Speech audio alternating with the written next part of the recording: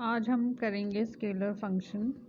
कल के वीडियो में हमने एग्रीगेट फंक्शंस कंप्लीट किए थे और आज स्केलर फंक्शन करेंगे। तो पहला इसमें हम जो सब फंक्शन करने वाले हैं वो है यू केस। तो यू केस फंक्शन जब हम लिखते हैं या फिर हमने जब भी माई सीक्वल प्रॉम्प्ट पे यू केस फंक्शन का इस्तेमाल करना है तो इसका क्या काम होगा।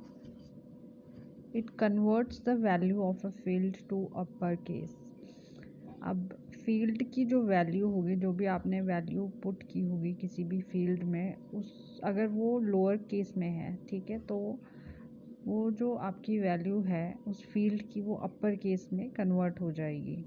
ठीक है, मान लो आपने कोई कॉलम नेम नाम का कॉलम सिलेक्ट किया है, आपने नेम उसमें फिल किए हैं और वो सारे जो नेम्स हैं आपके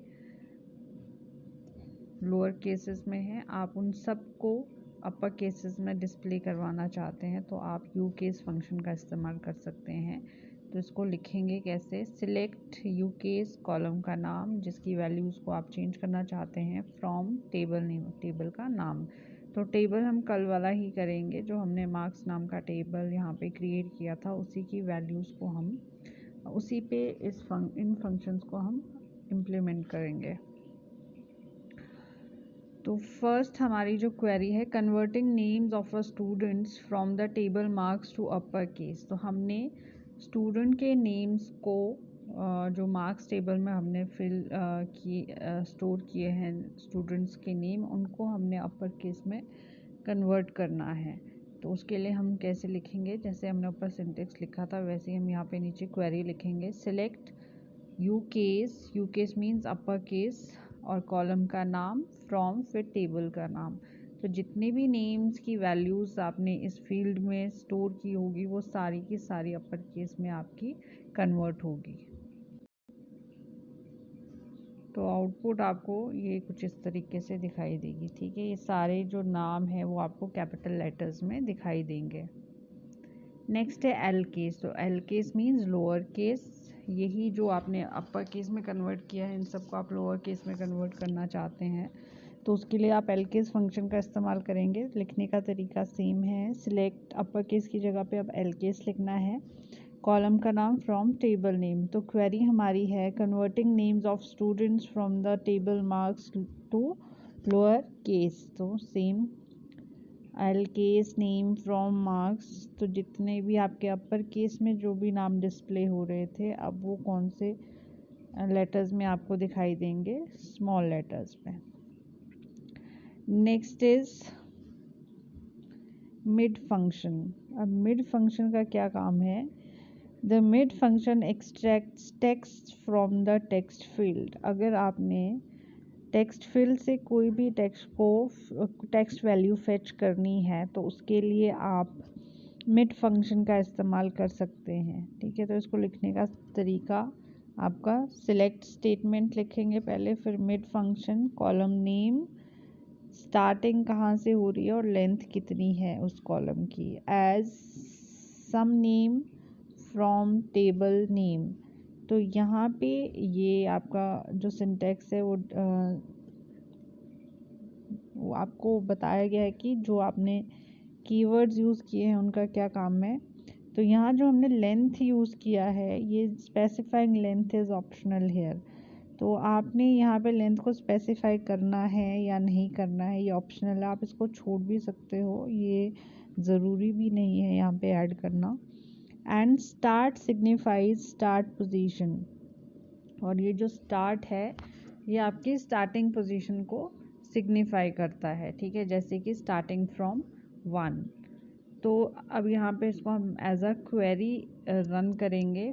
fetching first 4 characters of names of students from the marks table. अब आपने क्या करना है, आपकी क्वेरी है ये कि आपने स्टूडेंट जो नेम है उनके पहले 4 कैरेक्टर्स को की वैल्यू को फेच करना है। मींस हमें स्टूडेंट्स के नाम के पहले 4 कैरेक्टर डिस्प्ले करवाने हैं जो कि मार्क्स टेबल में हमने स्टोर किया है। तो उसके लिए हम क्वेरी रन करने जा रहे हैं, सिलेक्ट स्टेटमेंट, मिड तो नाम के हमें कैरेक्टर डिस्प्ले करवाने हैं, तो कॉलम नेम हम यहाँ पे यूज़ करेंगे स्टार्टिंग फ्रॉम फर्स्ट, क्योंकि यहाँ पे ऊपर क्वेरी में बोला है फर्स्ट 4 कैरेक्टर, तो मतलब कि स्टार्ट कहाँ से होगा 1 से, और लेंथ कितनी है हमने यहाँ पे स्पेसिफाई की है 3, तो मीन्स ये फर्स्ट 3 लेटर्स स्पेसिफाई करेगा। पर जब क्वेरी में 4 कैरेक्टर्स बोला है तो हम यहाँ पे 3 की जगह पे क्या लिखेंगे 4, ठीक है। फ्रॉम मार्क्स मीन्स जो टेबल का नाम है।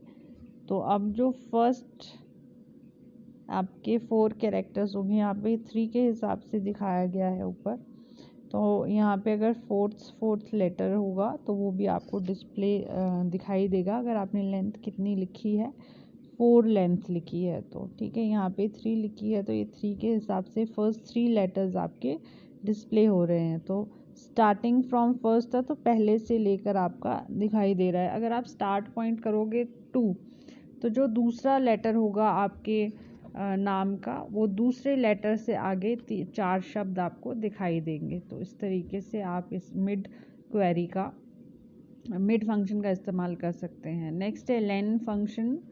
लेन मतलब लेंथ अगर आपने फाइंड आउट करनी है अपने टेक्स्ट की। The len function returns the length of the value in a text field. तो जो भी आपकी टेक्स्ट फील्ड में जो भी वैल्यू है उसकी अगर आप पूरी लेंथ जानना चाहते हैं कि उसमें कितने कैरेक्टर्स हैं तो वो लेन फंक्शन से आप पता कर सकते हैं।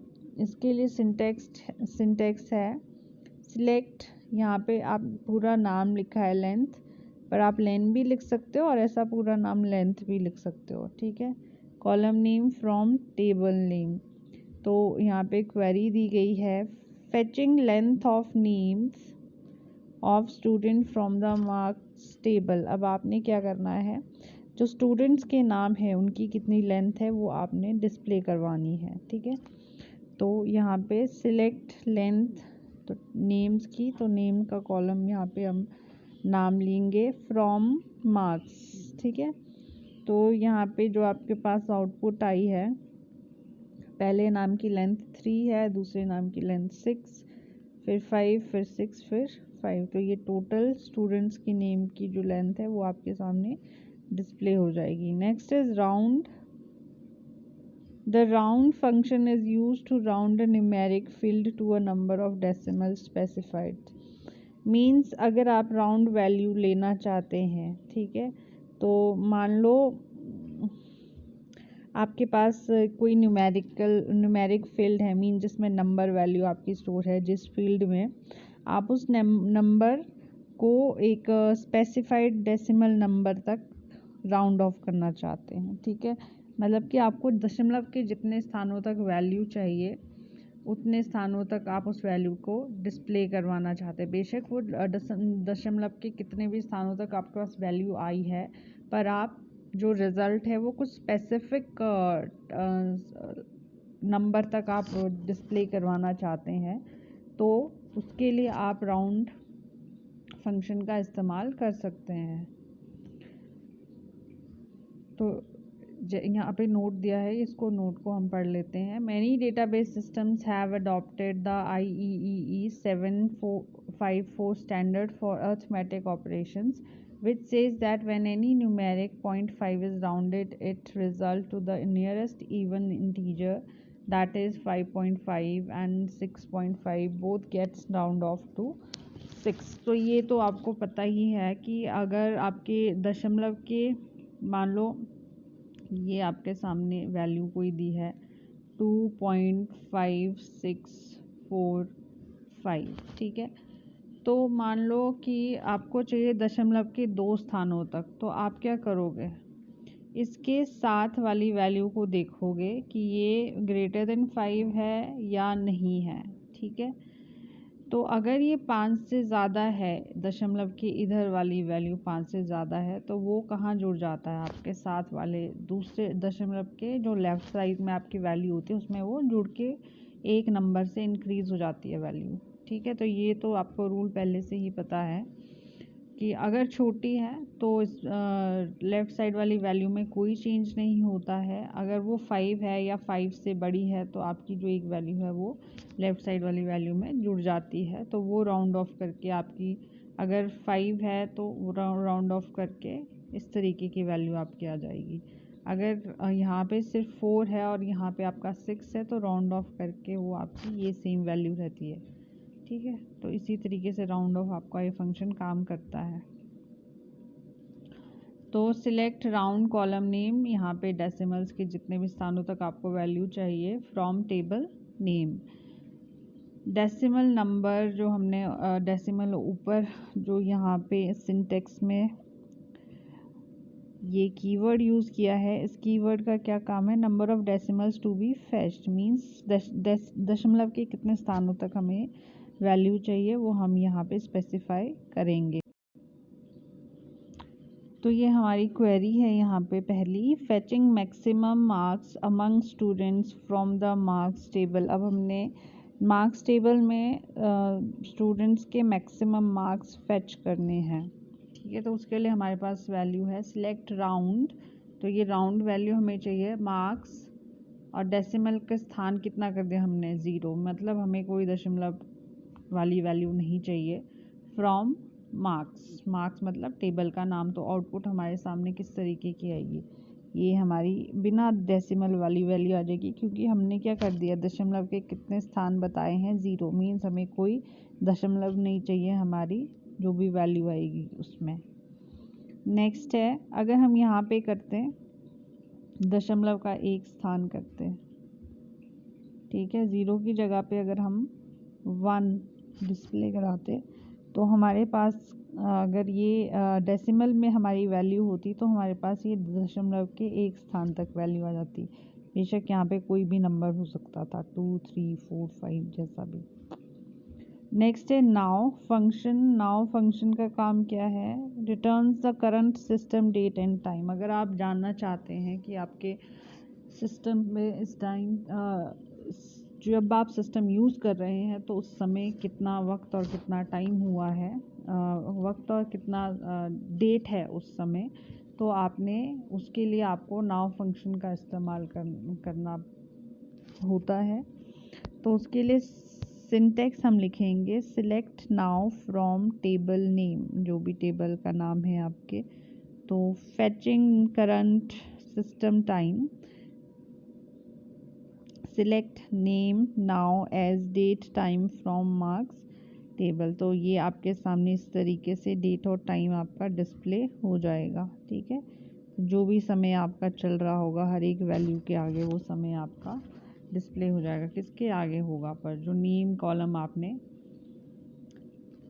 सिलेक्ट किया है उसके आगे। तो ये है आपका, इस तरीके से आपके पूरे स्केलर फंक्शंस काम करते हैं आपके टेबल पे, जितनी भी फील्ड्स आपने स्टोर की है उन फील्ड्स पे।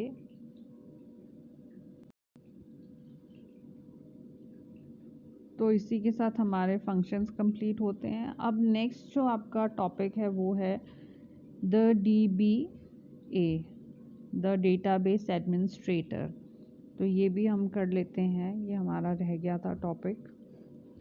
तो डेटाबेस एडमिनिस्ट्रेटर क्या है और इसका क्या काम है वो हम इसमें करेंगे। द डेटाबेस एडमिनिस्ट्रेटर, जिसको कि हम DBA भी बोलते हैं, is the person which makes the strategic and policy decisions regarding the data of the enterprise and who provide the necessary technical support for implementing these decisions। तो किसी भी enterprise के डेटा के रिगार्डिंग अगर कोई पॉलिसी या फिर कोई स्ट्रैटेजी क्रिएट करनी है तो वो स्ट्रैटेजी कौन क्रिएट करता है, डेटाबेस एडमिनिस्ट्रेटर। ठीक है, और जो भी डेटाबेस डिसीजन या पॉलिसी क्रिएट की जाती है उन पॉलिसीज़ को इम्प्लीमेंट करने के लिए जो ज़रूरी टेक्निकल सपोर्ट है वो भी कौन प्रोवाइड करवाता है, DBA। Therefore, DBA is responsible for overall control of the system at a technical level। तो जो आपका DBA होता है वो पूरी तरीके से रिस्पॉन्सिबल होता है सारे के सारे सिस्टम को टेक्निकल लेवल पे कंट्रोल करने के लिए। In database environment the primary resource is the database itself, and the secondary source is the DBMS, and related software administering these resources is the responsibility of the database administrator. तो अगर हम database environment की बात करते हैं तो आपका जो प्राइमरी रिसोर्स होता है वो आपका डेटाबेस होता है, ठीक है, और जो सेकेंडरी रिसोर्स होता है वो डेटाबेस DBMS होता है, डेटाबेस मैनेजमेंट सिस्टम। और डेटाबेस मैनेजमेंट सिस्टम के साथ में जितने भी सॉफ्टवेयर्स होते हैं, ठीक है, उन सब की रिस्पॉन्सिबिलिटी किस पे होती है? डेटाबेस एडमिनिस्ट्रेटर पे। मीन्स अगर हम इन शॉर्ट में बात करें, जो भी डेटाबेस या DBMS से रिलेटेड जितनी भी आपकी एक्टिविटीज़ होती हैं, ठीक है, डेटाबेस को क्रिएट करना, अकाउंट्स क्रिएट करना, परमिशंस प्रोवाइड करवाना, डेटा आपका कंसिस्टेंटली अपडेट हो रहा है, अपग्रेड हो रहा है सिस्टम पे, इम्प्लीमेंट जो भी जिस भी ऑर्गेनाइजेशन के लिए आपने डेटाबेस क्रिएट किया है, क्या वो उस ऑर्गेनाइजेशन की नीड्स को फुलफ़िल कर रहा है या नहीं कर रहा है, ये सारी चीज़ों को मॉनिटर करना और टेक्निकल सपोर्ट करना, ये सारा DBA का काम होता है, ठीक है।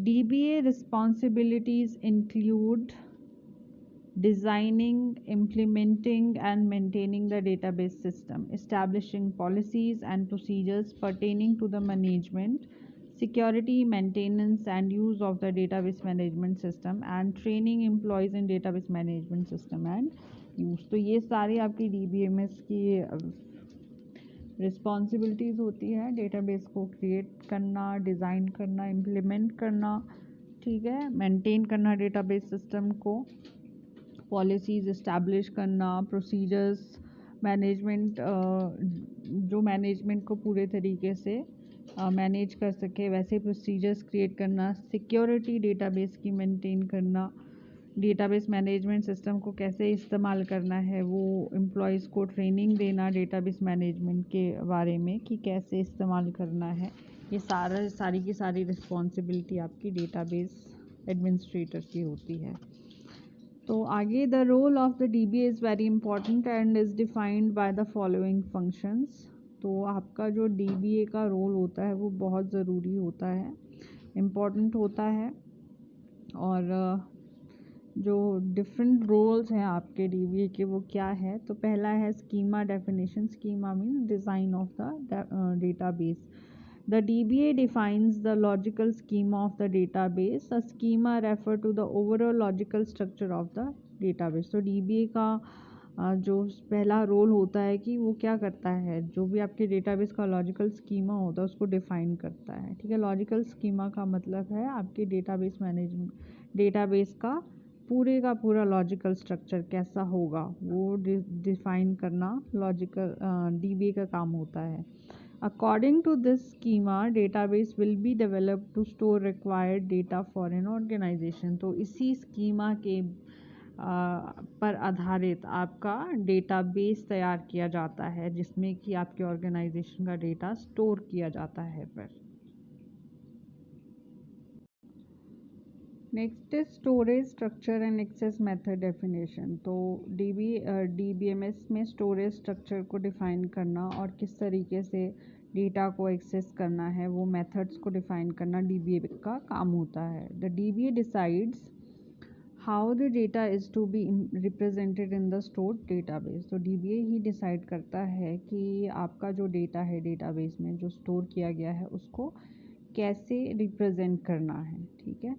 Next is assisting application programmers. तो जो आपके प्रोग्रामर्स आप एप्लीकेशन को यूज़ कर रहे हैं उनको असिस्ट करना, किस तरीके से इस्तेमाल करना है डेटाबेस को। The DBA provides assistant to application programmers to develop application program, ठीक है। तो एप्लीकेशन प्रोग्राम कैसे डेवलप करेंगे एप्लीकेशन प्रोग्रामर्स, उसके लिए सहायता प्रदान करना भी DBA का काम होता है। Next is physical organisation modification.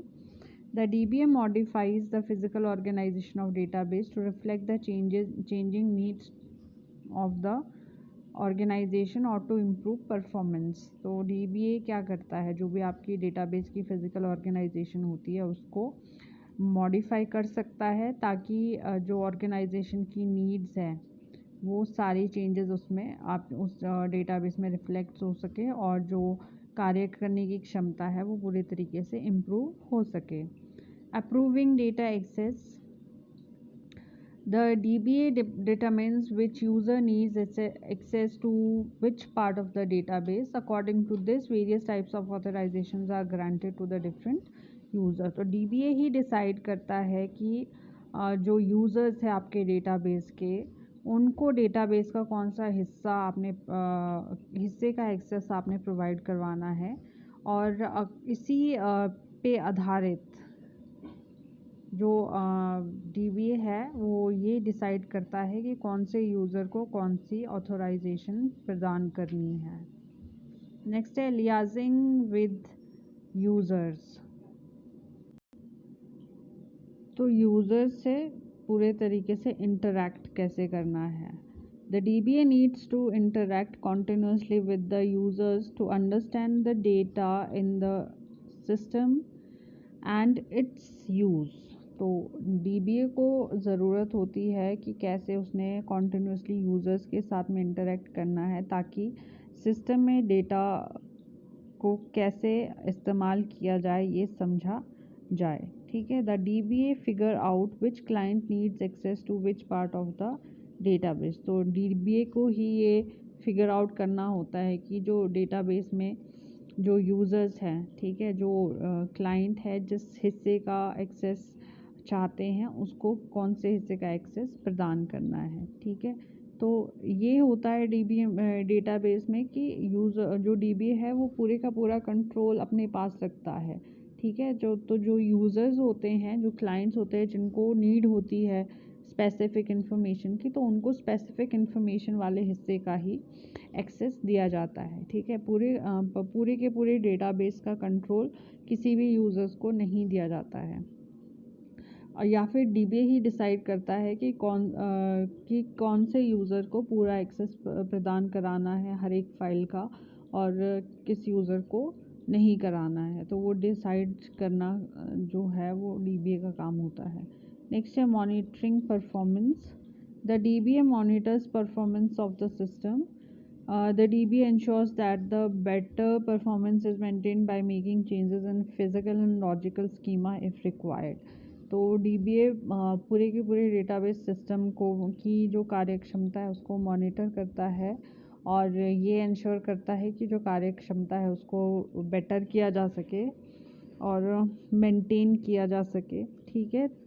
और वो कैसे मेंटेन करता है, वो जो DBA है DBMS के पूरे फिजिकल और लॉजिकल स्ट्रक्चर में नीड के अकॉर्डिंग चेंज कर सकता है। Backup and recovery. Database should not be lost or damaged. The DBA ensures this periodically, backing up the database on magnetic tapes or remote servers. In case of failure such as virus attack, database is recovered from this backup.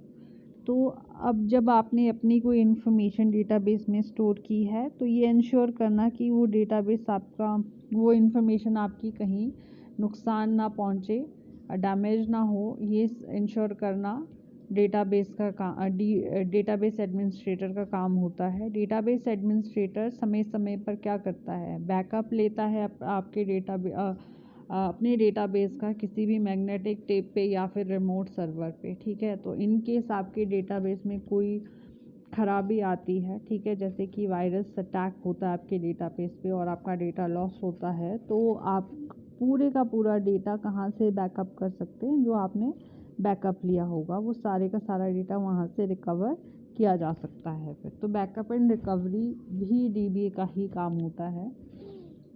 तो ये सारे rules थे आपके DBA के, database administrator के, जो कि database administrator वो होता है जिसके पास डेटाबेस का पूरा कंट्रोल होता है। ठीक है। पूरी की पूरी मॉनिटरिंग, किस तरीके से काम करना है डेटाबेस पे, किस यूज़र को कौन सा एक्सेस प्रोवाइड करवाना है, ये सिक्योरिटी कैसे मेंटेन करनी है, डेटाबेस कैसे सिक्योर करना है, ये सारे का सारा कार्य किसका रहता है, DBA का। Next is data dictionary. Data dictionary क्या है अब आपकी, तो data dictionary contains Meta data that is data about the database. तो डेटा डिक्शनरी में आपके पास मेटा डेटा होता है, मींस डेटाबेस के संदर्भ में कोई ना कोई डेटा। It is a dictionary about the data that we store in the database. तो ये आपकी एक तरीके की डिक्शनरी है जिसमें आपके डेटाबेस में हमने कौन सा डेटा स्टोर किया है उसके बारे में पूरी की पूरी इंफॉर्मेशन होती है। It contains all the information about the database object. तो इसमें डेटाबेस ऑब्जेक्ट की सारी सूचना आपकी रहती है। Database dictionary is like storing all up-to-date information about the objects like tables, columns, constraints, indexes, functions, etc. तो इस डेटा डिक्शनरी जो है आपकी वो एक प्रकार की ऐसी all up to date information store करती है किसी भी डेटाबेस ऑब्जेक्ट के बारे में, जैसे कि आपका टेबल हो गया, कॉलम्स हो गए, इंडेक्सेस हो गए, कंस्ट्रेंट्स हो गए और फंक्शंस हो गए। ठीक है, जितने भी ऑब्जेक्ट्स आप स्टोर करते हैं डेटाबेस में उसके बारे में सारी की सारी all up to date information किस में स्टोर होती है, डेटा डिक्शनरी में। The data dictionary is very important as it contains information such as what is in the database, who is allowed to access it, where is the database physically stored, etc. तो data dictionary जो है वो बहुत important है। इसमें आपकी जो information होती है वो है जैसे कि डेटाबेस क्या है, ठीक है, और डेटाबेस में आपने क्या स्टोर किया है, डेटाबेस में किसको एक्सेस प्रोवाइड किया गया है, और जो डेटाबेस है वो आपका फिज़िकली कहाँ स्टोर है। तो डेटाबेस की ये जो मेन इन्फॉर्मेशन है ये सारी इन्फॉर्मेशन आपकी डेटा डिक्शनरी में स्टोर होती है। The user of the database normally do interact with the data dictionary. It is also only handled by the database administrator. तो जो आपके डेटाबेस का यूज़र है वो डेटा डिक्शनरी के साथ में इंटरेक्ट नहीं करता है। डेटा डिक्शनरी को कौन हैंडल करता है, आपका जो डेटाबेस एडमिनिस्ट्रेटर होता है। ठीक है, यूज़र्स का डेटाबेस डिक्शनरी से कोई लेना देना नहीं होता।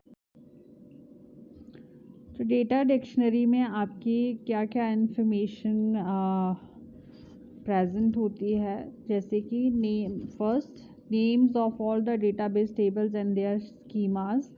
तो जितने भी डेटाबेस में टेबल्स हैं उनके नाम और उनके स्कीमास आपके डेटा डिक्शनरी में होते हैं। Details about all the tables in the database such as their owners and security constraints when they were created etcetera. तो टेबल्स के बारे में जितनी भी इंफॉर्मेशन है आपकी वो डेटा डिक्शनरी में होती है, जैसे कि ओनर का नाम, किसने टेबल को क्रिएट किया उसका नाम, टेबल पे कौन से सिक्योरिटी कंस्ट्रेंट्स अप्लाई किए गए हैं और टेबल को कब बनाया गया है etcetera. Next, physical information about the table such as where they are stored and how. तो टेबल्स को कहाँ पे फिजिकली स्टोर किया गया है और कैसे स्टोर किया गया है, ये सारी इंफॉर्मेशन भी डेटा डिक्शनरी में आपकी होती है। Next, table constraints such as primary key, attributes, foreign key, information etc. तो टेबल कंस्ट्रेंट जैसे कि कौन सा कंस्ट्रेंट लगाया गया है, प्राइमरी की एट्रीब्यूट है या फॉरेन की इंफॉर्मेशन है, ये सारी टेबल के कंस्ट्रेंट्स के बारे में सारी की सारी इंफॉर्मेशन भी कहाँ पे अवेलेबल होती है, डेटा डिक्शनरी में। Next, information about the views of database. तो डेटाबेस में जो भी आप व्यूज़ क्रिएट करते हैं उनकी इन्फॉर्मेशन भी डेटा डिक्शनरी में होती है। It also contains the physical information of table like about their storage, about their alteration etcetera. तो आप टेबल की जो आपकी फ़िज़िकल इन्फॉर्मेशन है, जैसे कि आप टेबल को कहाँ स्टोर किया गया है और टेबल को अल्टर किया गया है, इन सारी की सारी इंफॉर्मेशन आपकी डेटा डिक्शनरी में होती है।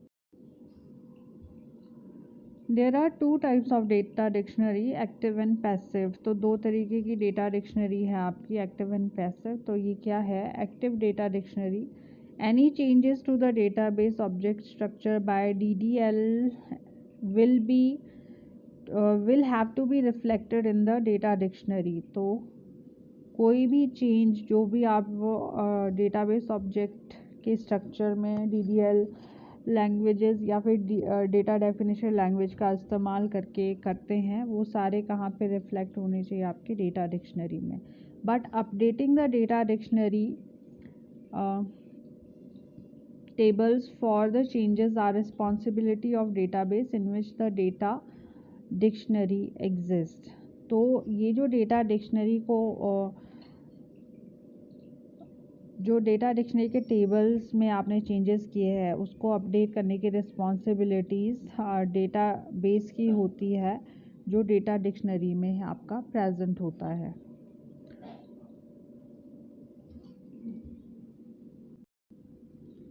If the data dictionary is created in the same database, then the DBMS software will automatically update the data dictionary। अगर डेटा डिक्शनरी को सेम डेटाबेस में क्रिएट किया गया है तो DBMS सॉफ्टवेयर जो होता है वो ऑटोमेटिकली डेटा डिक्शनरी को अपडेट करता है। ठीक है, जैसे जैसे आप चेंजेस करोगे डेटाबेस में वैसे वैसे वो अपडेट होता जाएगा ऑटोमेटिकली डेटा डिक्शनरी में। Hence there will not be any mismatch between the actual structure and the data dictionary details।